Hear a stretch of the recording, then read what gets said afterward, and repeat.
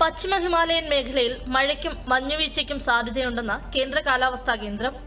ജമ്മു കാശ്മീർ, ലഡാക്ക്, ഗിൽജിത്ത്, ബാൾട്ടിസ്ഥാൻ, ഹിമാചൽ പ്രദേശ് മേഖലകളിൽ ജാഗ്രതാ നിർദ്ദേശം. ഞായറാഴ്ച വരെ മഴയ്ക്ക് സാധ്യതയെന്നും മുന്നറിയിപ്പ്. ഛത്തീസ്ഗഡ് നിയമസഭയിൽ അടുത്ത സാമ്പത്തിക വർഷത്തേക്കുള്ള ബജറ്റ് അവതരിപ്പിച്ച് ധനമന്ത്രി ഒ.പി. ചൌധരി. അടിസ്ഥാന സൗകര്യങ്ങൾ മെച്ചപ്പെടുത്തൽ, സാങ്കേതിക വിദ്യ, വ്യാവസായിക വളർച്ച എന്നിവയിൽ ശ്രദ്ധ കേന്ദ്രീകരിക്കുന്നതാണ് ബജറ്റ്. മാവോയിസ്റ്റ് ബാധിത പ്രദേശമായ ബസ്തറിന്റെ വികസനത്തിന് ബജറ്റിൽ പ്രത്യേക തുക വകയിരുത്തിയിട്ടുണ്ട്. ഡൽഹിയിൽ പുതിയ സർക്കാരിന്റെ ആദ്യ നിയമസഭാ സമ്മേളനത്തിന് പരിസമാപ്തി.